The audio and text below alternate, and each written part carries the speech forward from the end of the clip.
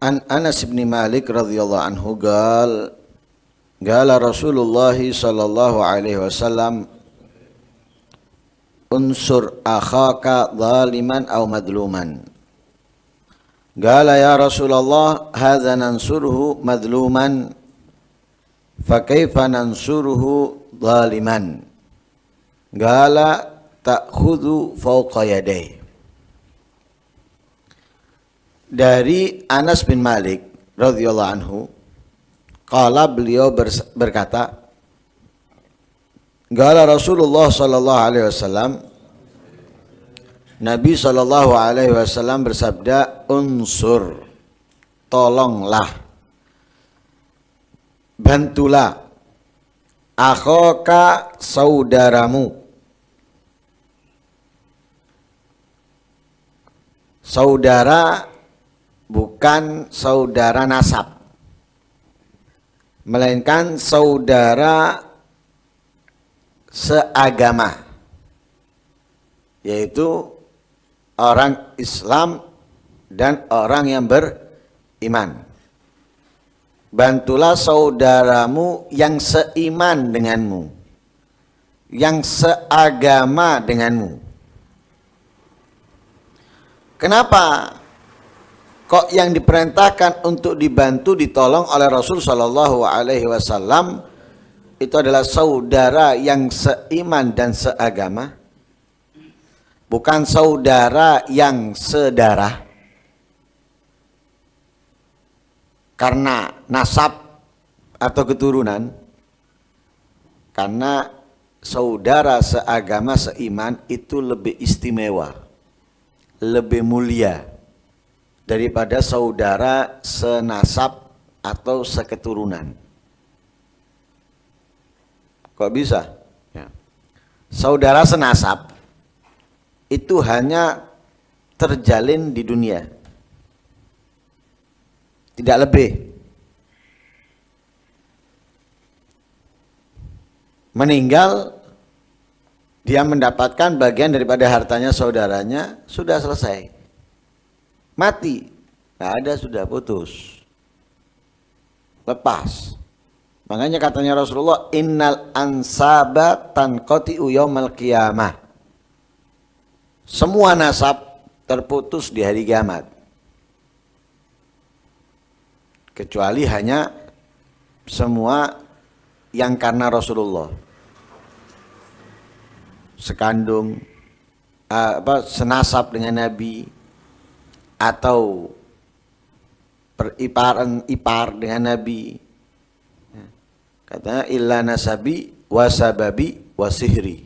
Hanya itu. Selainnya terputus, sudah habis. Tapi ukhuwatul Islam, persaudaraan karena agama atau karena iman, enggak terputus sampai kapanpun. Makanya saudara seiman ini dinyatakan oleh Allah Subhanahu wa taala di dalam ayat Al-Qur'an, innamal mu'minuna ikhwah. Hanya saja orang-orang yang beriman itu adalah saudara. Mau dimanapun, siapapun, berbeda negara, berbeda bendera, berbeda provinsi, berbeda kota, berbeda desa, dusun, dia beriman, saudara. Kita mengenalnya atau tidak? Karena nggak kenal sama fulan ini, tapi dia beriman, saudara kamu berarti.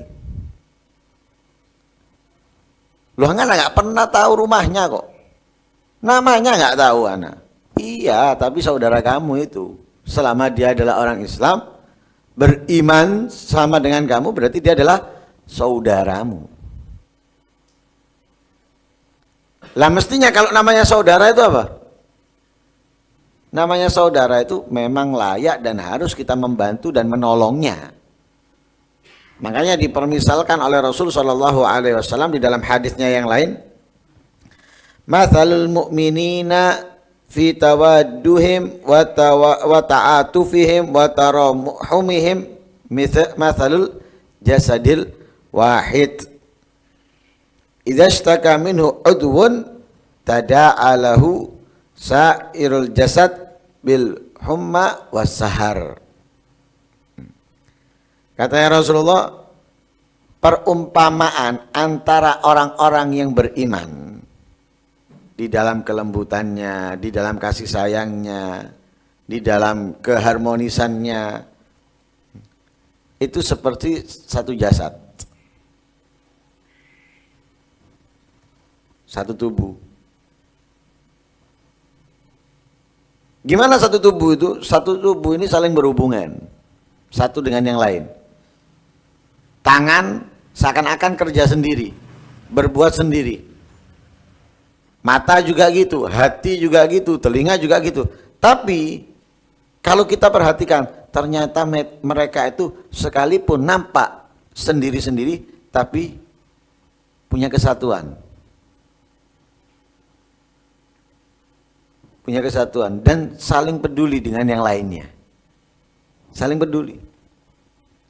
Makanya katanya Rasulullah, idza istaka minhu udwun, jika satu anggota mengeluh,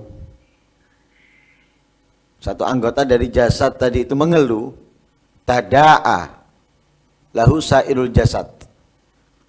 Anggota-anggota yang lain itu akan ikut sedih, akan ikut menangis, akan ikut merasakannya. Tangan kejepit. Mestinya yang sakit hanya tangan.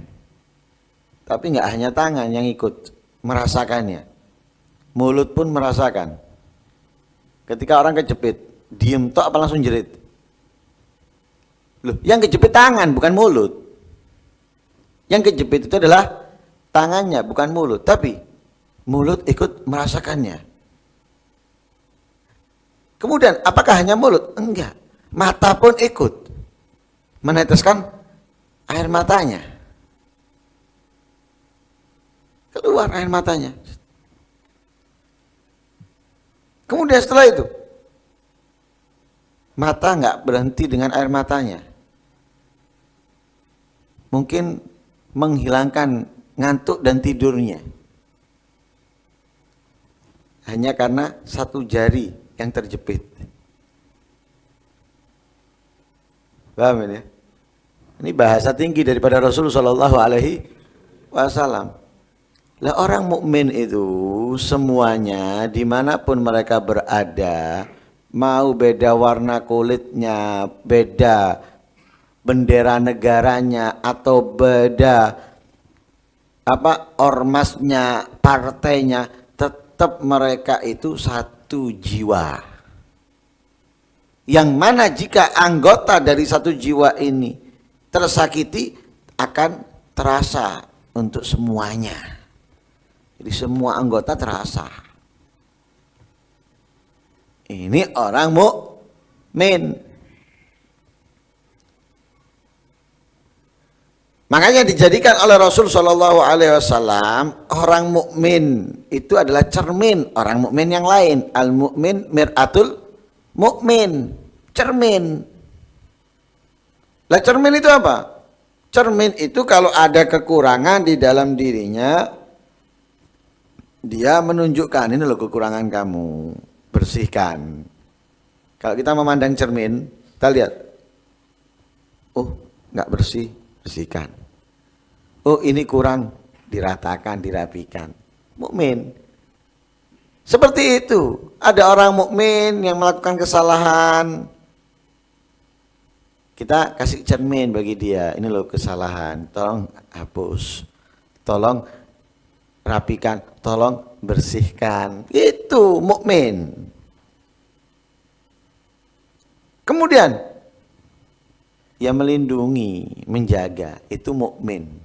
Karena itu Allah mengatakan innamal mu'minuna ikhwah. Nabi pun mengatakan masal mu'minina fi tawadduhim wa ta'atufihim wa tarahumihim kal jasad idza idza ishtaka minhu udwan tada'a lahu sairul jasad bil humma wasahar.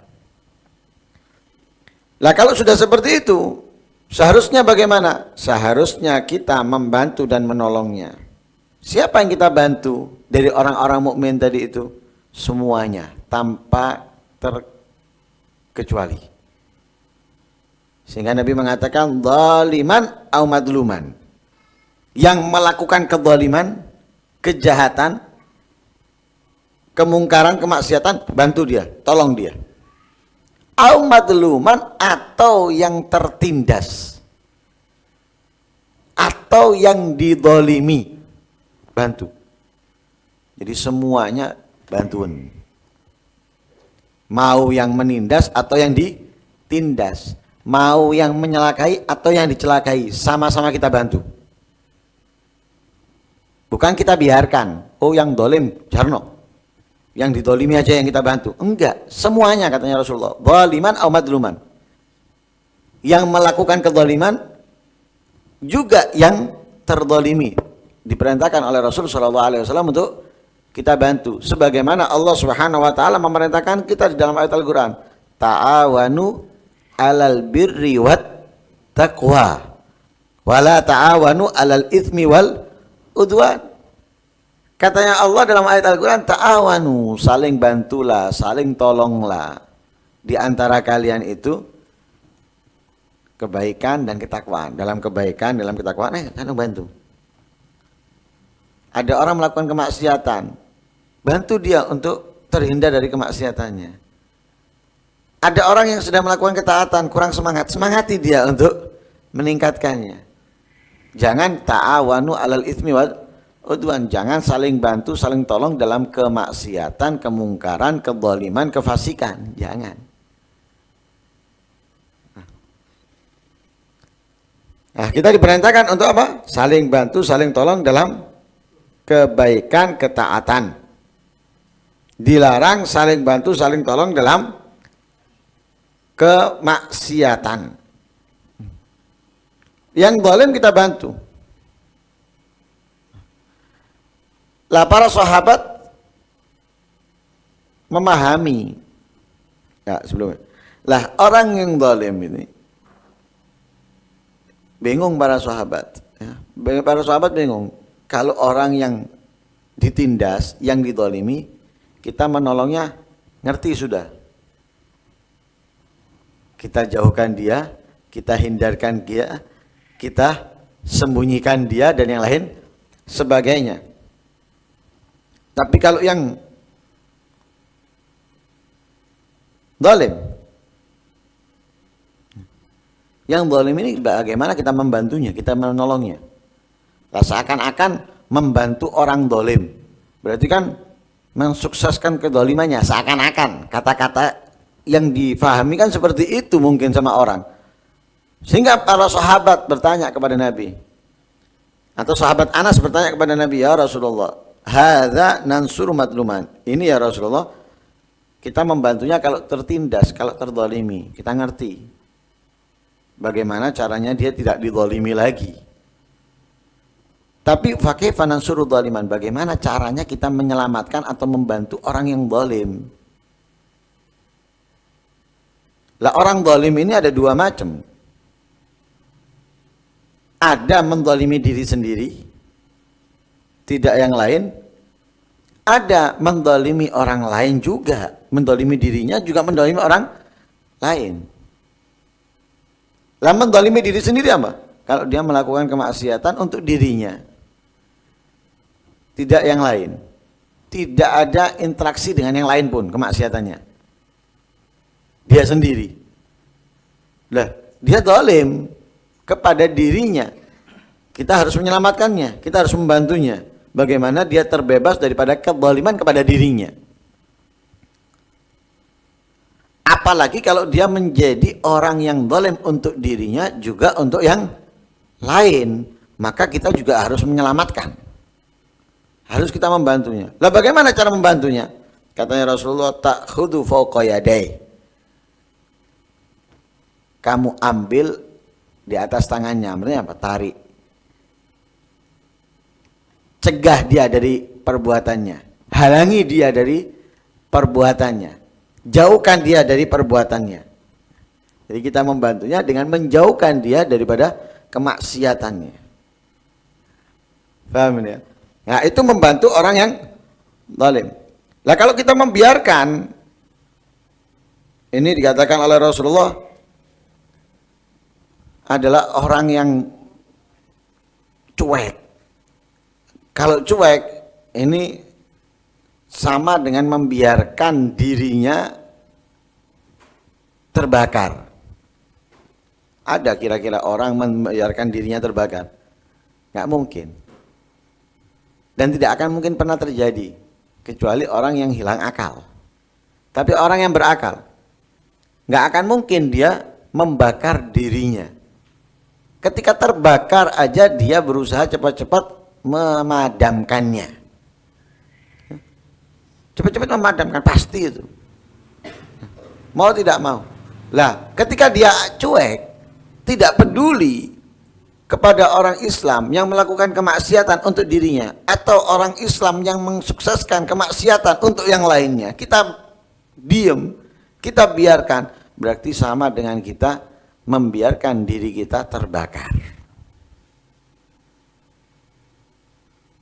Makanya kita harus terus berusaha untuk apa? Menghindarkan orang-orang mukmin, orang-orang Islam dari kemaksiatan, kemungkaran, dengan berusaha menghindarkan itu pula dari diri kita sendiri.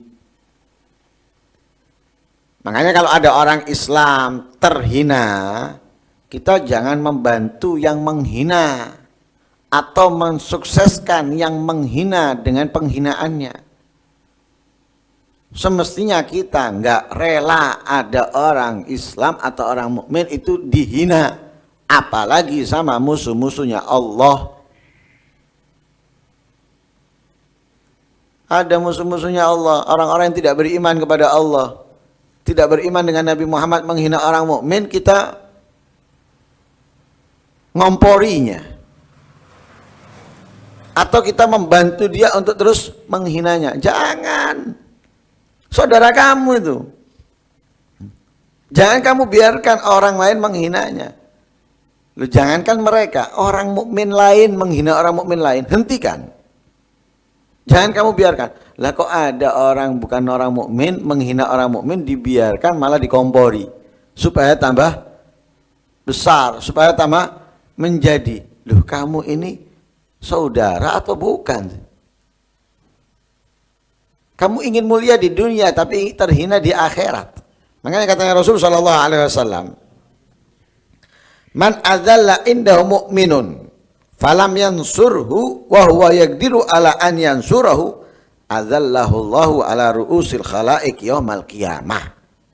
Katanya Rasulullah, jika ada orang yang menghinakan orang mukmin di hadapannya,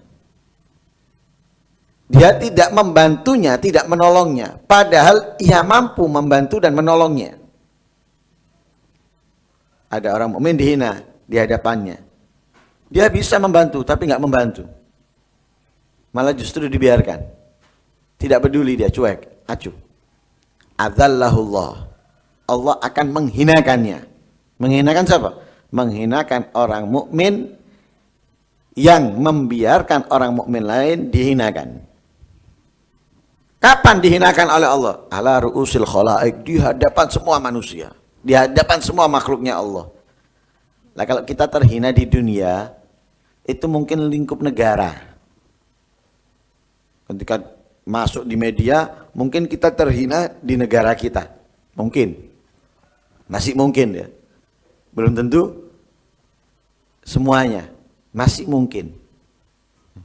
Terhina mungkin di negara kita, tapi negara lain, udah. Mungkin kalau kita ke sana mereka nggak tahu kita. Kita pun masih bisa dihormati di sana. Kita mungkin naik kendaraan, kita mungkin masuk hotel, mungkin kita ini masih bisa dimuliakan. Tapi di negara kita mungkin kita nggak dihormati oleh banyak orang, walaupun masih dihormati oleh sebagian orang. Lingkup kecil ini negara, walaupun jutaan orang isinya, atau ratusan juta orang misalnya, masih kecil itu. daripada apa? Dihinakan oleh Allah di hadapan semua makhluk. Bayangkan dari zaman Nabi Adam sampai akhir zaman, semuanya yang kenal kita, yang nggak kenal kita tadinya, yang nggak hidup di zaman kita, yang nggak tahu kita, di situ kita dihinakan oleh Allah Subhanahu Wa Taala di hadapan mereka semuanya. Kenapa? Karena membiarkan orang mukmin lain terhina di hadapan kita, kita bisa membantu tapi tidak membantunya. Tapi kalau kita bisa membantunya, menolongnya, sekalipun orang mukmin yang kita bantu, yang kita tolong nggak tahu, kita akan diistimewakan oleh Allah Subhanahu Wa Taala. Man nasara akhahu bil ghaibi wa huwa yastati'u nasrahu, nasarahullahu fid dunya wal akhirah. Siapa yang membantu saudaranya tanpa diketahui oleh saudaranya, dibantu saudaranya tadi dari kezaliman atau dari terzalimi atau dari yang lain sebagainya, dibantu saudaranya nggak tahu, nasarahullahu fil dunya wal akhirah, Allah akan membantunya di dunia dan di akhirat. Orang tersebut akan dibantu oleh Allah, bukan hanya di akhirat, tapi di dunia dibantu, di akhirat dibantu oleh Allah Subhanahu Wa Ta'ala. Sebagaimana dalam hadis yang lain, wallahu fi aunil abdi maka nal abdu fi auni akhi. Allah itu terus membantu seorang hamba, yang mana hamba tersebut membantu saudaranya yang seiman dan seagama. Jadi kalau ada orang mukmin melakukan kezaliman atau terzalimi, kita harus membantunya, menolongnya, dengan kalau dizalimi bagaimana kita selamatkan. Kalau dia menzalimi baik dirinya atau yang lain, kita halangi agar dia tidak terus melakukannya. Nah, itu yang diperintahkan oleh Rasul Shallallahu Alaihi Wasallam. Karena perbuatan zalim itu akan menambahkan keburukan kita di hari kiamat atau di akhirat. Sebagaimana Nabi SAW bersabda, "Adz-dzulmu dzulumatun yaumal qiyamah." Kezaliman adalah menambah kegelapan-kegelapan atau siksaan-siksaan kelak di hari kiamat. Karena itu mudah-mudahan Allah Subhanahu Wa Taala menghindarkan kita, menjauhkan kita daripada kezaliman, baik untuk diri kita sendiri atau kepada yang lainnya, dan mudah-mudahan sama-sama kita bisa saling bantu, saling tolong dalam kebaikan, ketaatan, terhindar dari kemaksiatan, kemungkaran. Amin Allahumma amin. Wassallallahu alaihi wasallam Muhammadin nabiyil ummi wa alaihi wasallam. Alhamdulillah.